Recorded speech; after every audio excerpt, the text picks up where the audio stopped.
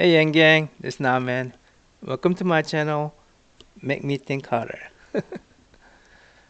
Today I want to discuss what happened to Andrew Yang's social media strategy, and I want to make a case that Yang Gang needs to double down, triple down, quadruple down on social media activities. First, let me talk you through one of my previous video I made about social media versus mainstream media. This video was uploaded on September 14, 2019, right after debate 3. I hope this video illustrates what my thought process was regarding Andrew Yang's social media strategy. Here goes. I have new thoughts on this one. We all thought it was Andrew Yang versus mainstream media, like NBC. But I realized after watching this clip, it's not that. Here's the clip. It is also a reflection of the times where with the growth of the internet, with Twitter, with social media, you can talk directly to your supporters. You don't need CNN, you don't need the New York Times. So I don't think anyone should be surprised that they're doing this. They've been doing this all along.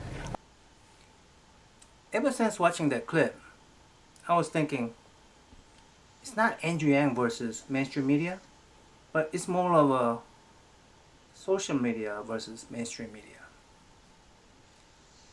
Andrew Yang just happens to be champion of social media this year. I think in 2016, Donald Trump was the champion of social media. I mean, to this day, he's using Twitter, and he has named mainstream media fake news. All of them, even Fox News. So, I'm thinking, mainstream media cannot afford to lose again to another social media champion, Andrew Yang. And that's why they're willing to sacrifice their journalistic integrity and just sabotage Andrew Yang's campaign. I think that's it. I agree. I think that might be it. I don't know. And I think in this third debate, in Andrew Yang's opening statement, he took a big punch. Big swing. He swung a big punch to mainstream media. Let's watch his opening statement again. Entrepreneur Andrew Yang. In America today, everything revolves around the almighty dollar. Our schools, our hospitals, our media, even our government. It's why we don't trust our institutions anymore. We have to get our country working for us again instead of the other way around. We have to see ourselves as the owners and shareholders of this democracy rather than inputs into a giant machine. When you donate money to a presidential campaign, what happens? The politician spends the money on TV ads and consultants, and you hope it works out. It's time to trust ourselves more than our politicians. That's why I'm going to do something unprecedented tonight.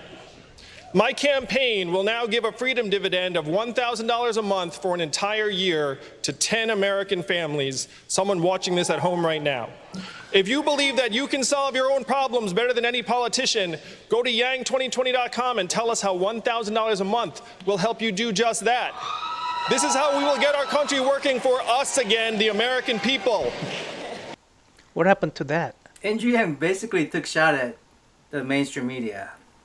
Yeah. He's saying, I ain't gonna advertise with you guys. I'm gonna give that money back to people. He advertised on Iowa instead. He took a shot at Tom Steyer, who relied on mainstream media to get the poll ranking that he got, so he could go into the next debate, fourth debate. Can he really do it with that mainstream media? Now he has to. See, Donald Trump, he got a lot of free press from mainstream media. by announcing crazy stuff like Obama's birtherism and stuff like that. He got a lot of free press. Andrew Yang is not that kind of person. And mainstream media is not going to fall for that again. They're doing exact opposite of what they did to Donald Trump. They're completely ignoring him, taking him out of the chart and not letting him speak. Now they're doing it straight. Now they're doing it. So why does Andrew Yang think he can do with just social media? Now he has to, I think.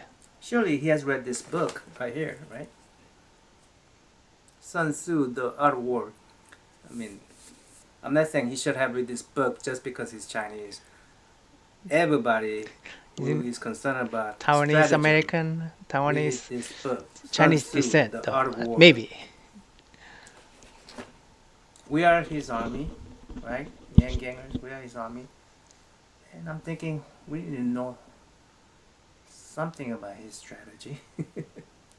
So this thing came to mind first, this very first thing here.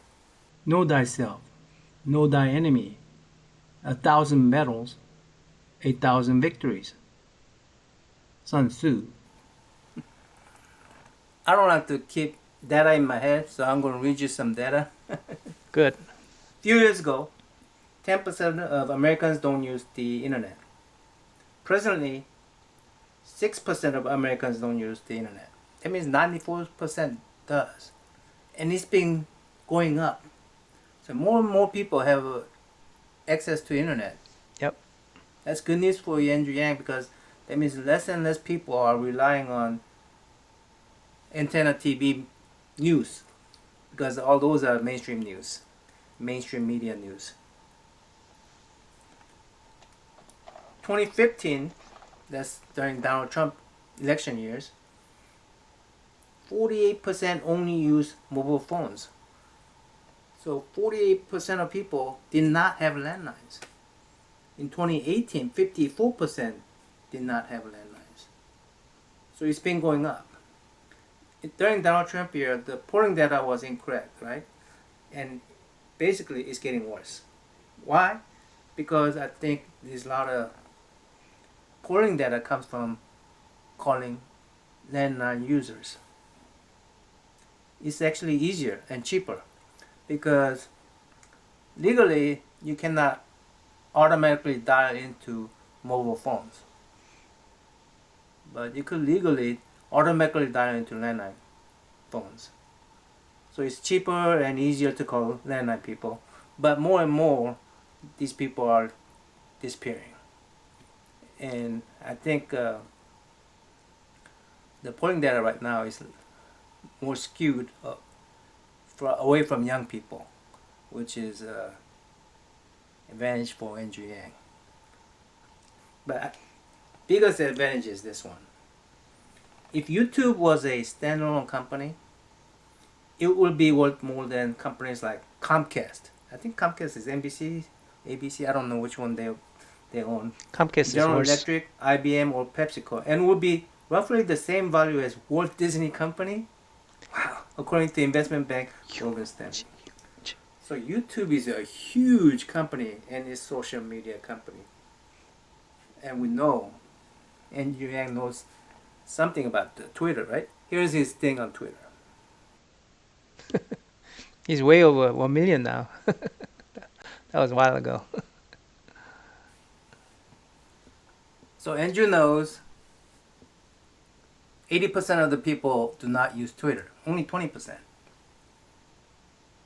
Not enough. But we have other social media, like a YouTube, Instagram, Reddit, Facebook. I mean, Twitch. MySpace even. Twitch. Tons of VMO. Wow, just tons of social media out there. Here's something on Reddit. I'm wondering why this never occurred. These guys giving out UBI.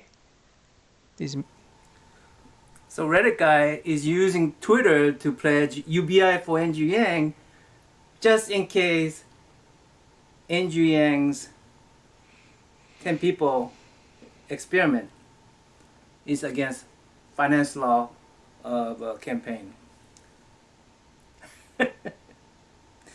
This guy named Justin Sun, I think he's some kind of Bitcoin billionaire, he did Bitcoin stuff, and he wants to pledge to 100 people. I'm wondering what happened to all those billionaires offering UBI. We had at least a couple of them. But what happened to those guys? Did they end up giving 1 year UBI to some random people?